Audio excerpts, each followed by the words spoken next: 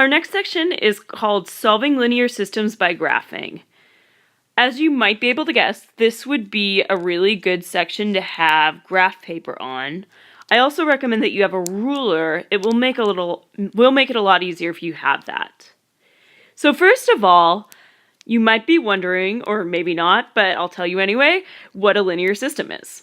So a linear system is a group of equations that you can solve to get the variable. And actually you'll have multiple variables and you'll have multiple equations.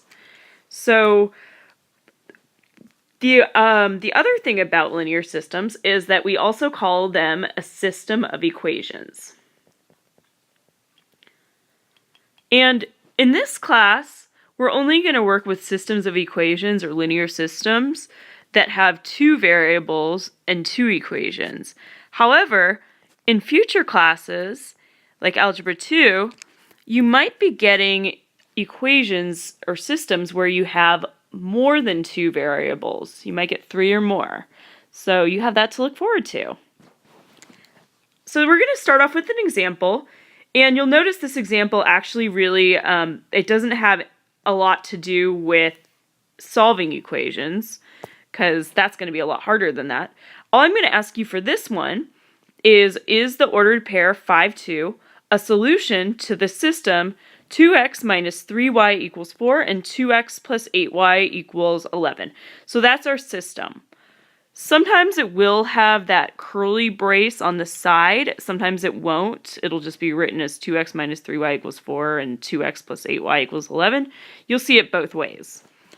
And in order to solve this, all you need to do is you need to substitute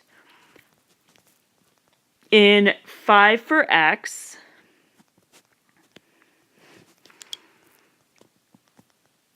and 2 for y into both of the equations.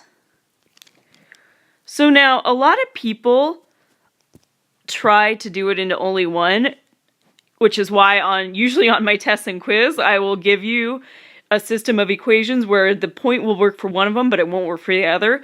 So in order for it to be a system, a solution, it has to work for both.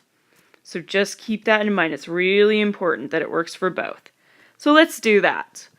The first equation, you're going to substitute in 2 times 5 minus 3 times 2 equals 4. That gives you 10 minus 6 equals 4. That's true, so we're good there. Now we need to check the second one. So second equation is 2 times 5 plus 8 times 2 equals 11. That gives us 10 plus 16 equals 11. So 10 plus 16 definitely isn't equal to 11, so that one doesn't work. And in fact, our answer for this one is just going to be no. We're not going to say yes for the first one, no for the second. We're going to just say no for the entire thing.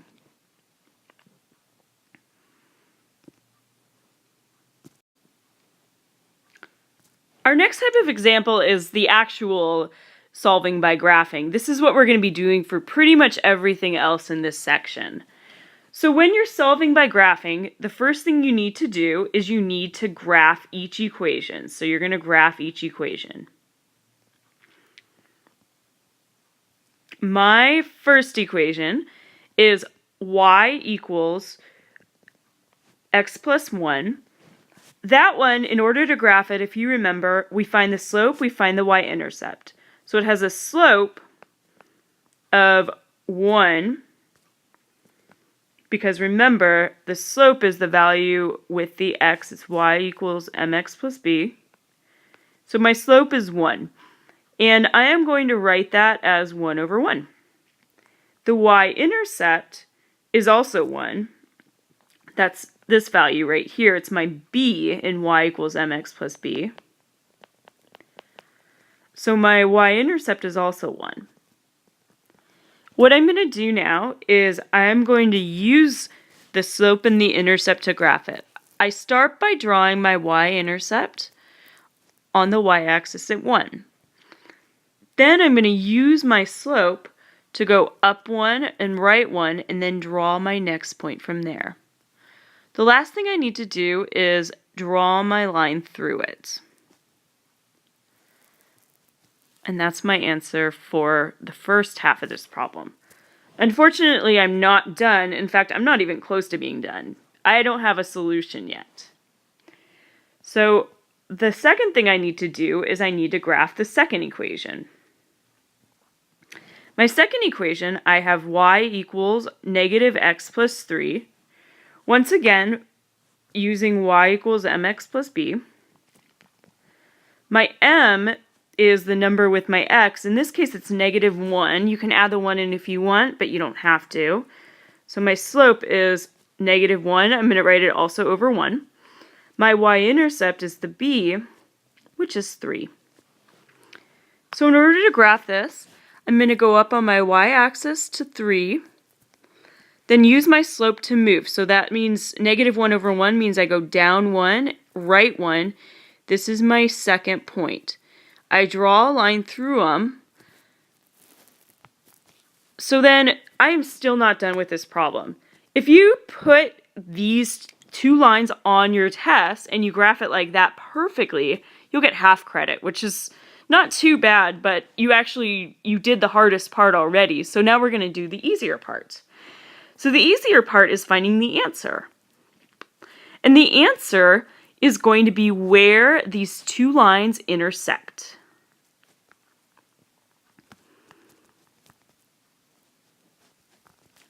So that point is when x equals 1, y equals 2. This is 1, 2.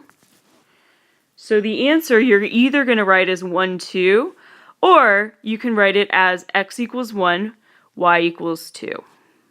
So either of these would be acceptable answers.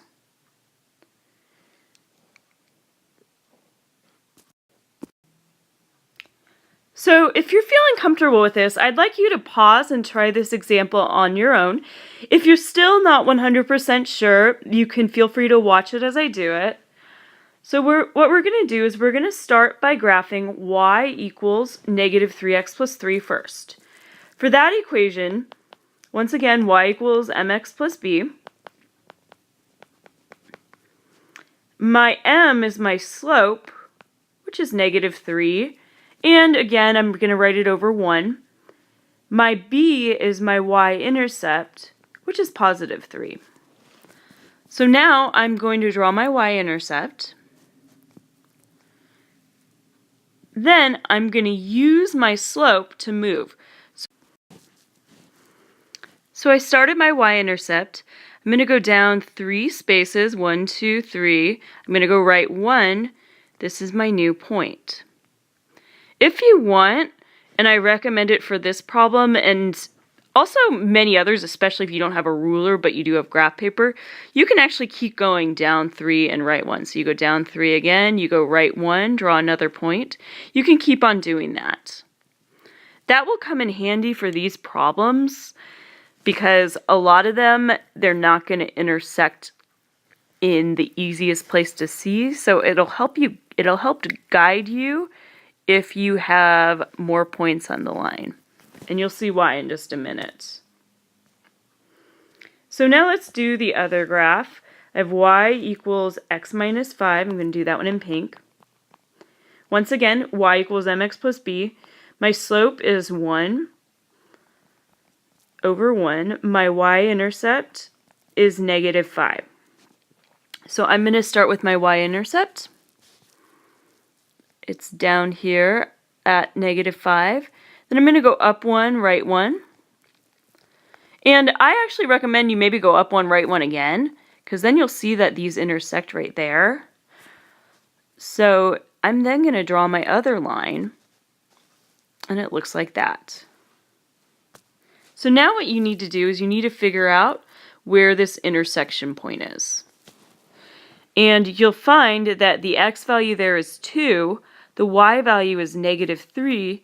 You can write your point as 2, negative 3, or you can write it as x equals 2, y equals negative 3. Another thing that you can do, if you're on a test or quiz, one thing I recommend is that you try to check your work. So in order to check your work, it's actually not too hard. It's just like what you did for number 1. So to check your work, all you're going to do is take that point 2, negative 3, substitute it into both equations. So I first have y equals negative 3x plus 3. If I substitute that point in, I get negative 3 equals negative 3 times 2 plus 3. That's going to give me negative 3 equals negative 6 plus 3. That's actually good.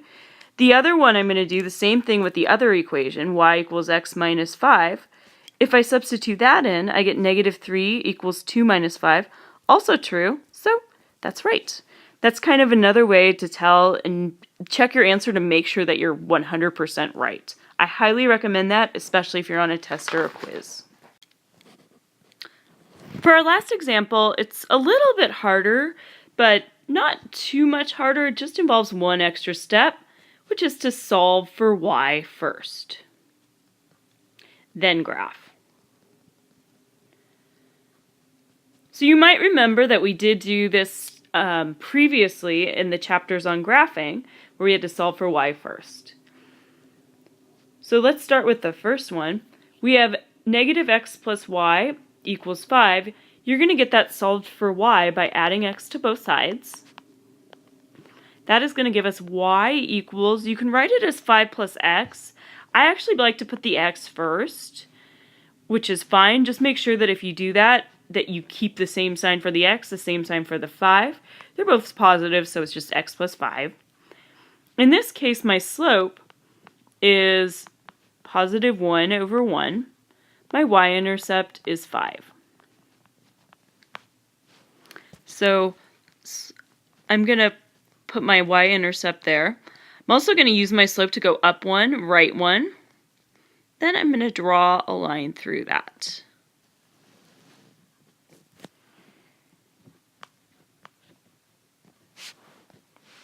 Next equation I have is 2x plus y equals 8. Once again, I'm going to solve for y first. I end up getting y equals, so I have 8 minus 2x. The 2x is negative, the 8 is positive. When I rewrite it, I'm going to rewrite it as negative 2x plus 8. So make sure you keep the same signs.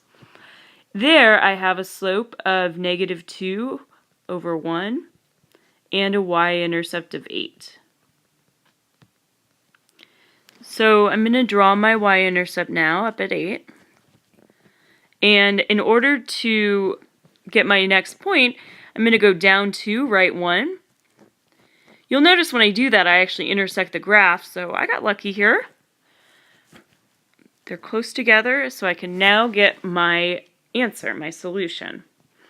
And you'll find that their intersection point is at 6, 1. So that point right there is 6, 1. So you can write your answer as 6, 1, or you can write it as x equals 6, y equals 1.